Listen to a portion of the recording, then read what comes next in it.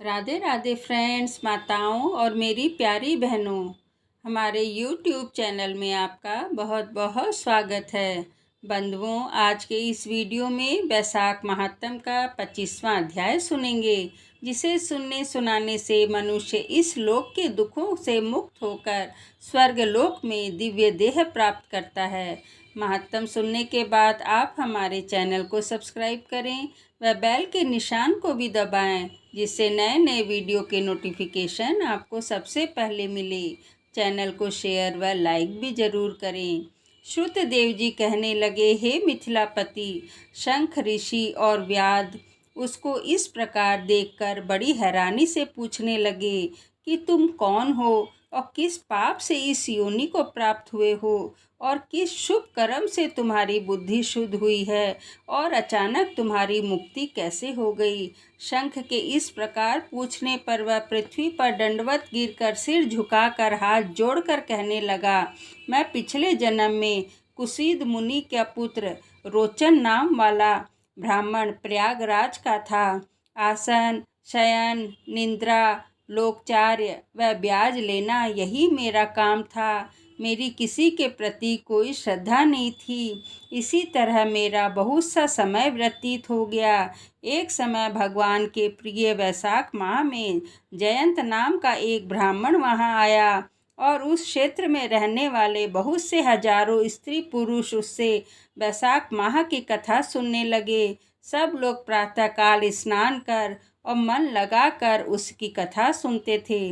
केवल मैं कौतुकवश देखने के लिए उस सभा में जाया करता था। मैं सिर पर पगड़ी बांध, मुंह में पान चबाकर बड़े दम्भ से वहां जाकर लोगों से इधर उधर की बातें करता और उनका मन कथा से हटाता था। इसी दोष के कारण मेरी बुद्धि नष्ट हो गई, अवस्था क्षीण हो गई और शनिपात से मेरे प्राण निकल गए। यमदूत मुझको पकड़कर बड़े भयंकर नरक में ले गए और मैं वहाँ 14 मनवंतर तक अनेक दुखों को भोगता रहा। उसके बाद 84 लाख योनि भोग कर इस रूप में इस वृक्ष के कोठरे में बैठा हूँ। देवयोग से आपके मुख से निकली हुई कथा को सुनकर मेरे सारे पाप नष्ट हो गए और दिव्य देह धारण कर आपकी शरण में आया हूँ। मैं नहीं जानता कि आप मेरे कौन से जन्म के बंधु हैं। मैंने तो कभी किसी का कोई उपकार नहीं किया है, फिर सज्जनों का संग कैसे हुआ? आप मुझ पर कृपा करके यह बात बताइए। शंख मुनि ने बड़े प्रेम से उसको उठाया और उनके स्पर्श से उसके सब पाप नष्ट हो गए। फिर उस दिव्य रूपधारी ब्राह्मण पर कृपा करके सब वृत्तांत कहने लगे। हे ब्राह्मण, वैशाख माह और भगवान विष्णु का महात्म सुनने मात्र से तेरे सब पाप नष्ट हो गए हैं। तू कर्म से अतिवाहक लोकों को जाकर फिर दर्शान देश में ब्राह्मण के घर जन्म लेगा और वेद शर्मा नाम से प्रसिद्ध होकर सब विद्याओं में निपुण होगा।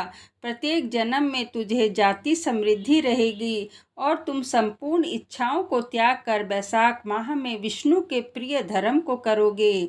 निष्प्रह गुरु भगत और जितेंद्रिय होकर उस जन्म में सदा भगवान की कथा सुनने में तत्पर रहोगे और इस प्रकार सिद्धि को प्राप्त हो जाओगे।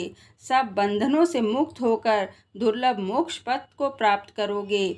डरो मत, मेरी कृपा से तुम्हारा कल्याण होगा। जो किसी प्रकार श्रद्धाहीन होकर भी भगवान के नाम का स्मरण करता है, वह भी निर्मल होकर मुक्त हो जाता है। जो श्रद्धा पूर्वक जितेंद्रिय होकर भगवान की कथाओं को सुनते हैं, उनका तो फिर कहना ही क्या है। जो कोई भक्ति से अथवा और कैसे भी कथा आदि कहते हैं और सुनते हैं अथवा भगवान की उपासना करते हैं, वे सभी मुक्त हो जाते हैं। भगवान के भिन्न यश से अंकित जो अनेक नाम हैं, उन्हें साधु महात्मा सुनते हैं, गान करते हैं और मनन करते हैं। ऐसे भगवान की सेवा में ना कष्ट उठाना पड़ता है और ना ही धन खर्च होता है। जिसके स्मरण मात्र से ही प्रकाशमय धाम मिलता है। इस दयालु परमात्मा की शरण में हम जाते हैं।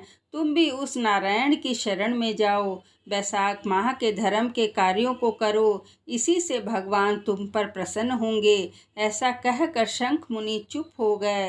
तब व्याध को देखकर वह दिव्य पुरुष मुनिवर को कहने लगा कि महाराज, मैं धन्य हो गया। आपकी कृपा से मेरे पूर्व भाग्य उदित हो गए। आपने मुझ पर बड़ी कृपा की है, जिससे मेरी दुष्ट योनि चली गई। ऐसा कहकर वह परिक्रमा कर आज्ञा ले स्वर्गलोक को चला गया। जब संध्या हो गई, शंख मुनि व्यास सहित रात्रि को वहीं ही रुक गए। शंख मुनि भगवान के अनेक अवतारों और इतिहास की कथा सुनाते रहे।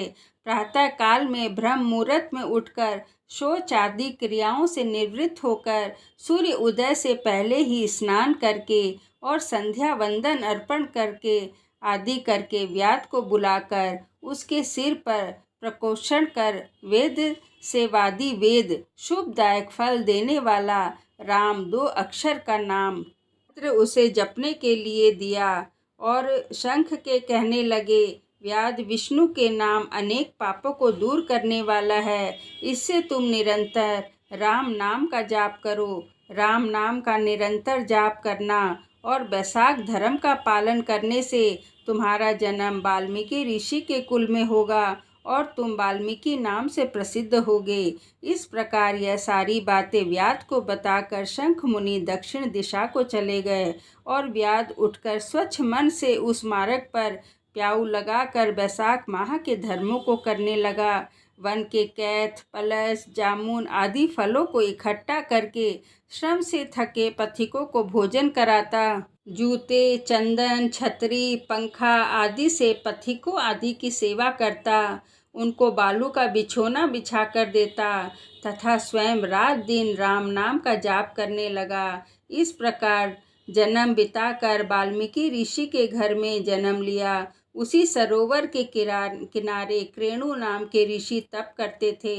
उनके शरीर पर बहुत दिनों तक समाधि लगाने से दीमक की बांबी बन गई थी। इसी कारण उनको वाल्मीकि ऋषि कहने लगे। तप के अंत में ऋषियों के स्त्रियों के गाने का शब्द सुनकर उनका मन चलायमान हो गया और एक भील जाति की स्त्री से उनके वाल्मीकि नाम का पुत्र उत्पन्न हो गया। यही वाल्मीकि बड़े तपस्वी और यशस्वी हुए, जिन्होंने मनोहर छंदों में संसार के सब बंधनों को काटने वाली राम कथा कही। श्रुतदेव जी कहने लगे कि जूते दान करने से ही व्याध को कितना दुर्लभ ऋषित्व प्राप्त हुआ। जो कोई श्रद्धा पूर्वक इस पाप नाशक कथा को सुनेगा, उसका फिर जन्म संसार में नहीं होगा। इति वैशाख महात्म 25वां अध्याय समाप्तम। बोलो विष्णु भगवान की जय।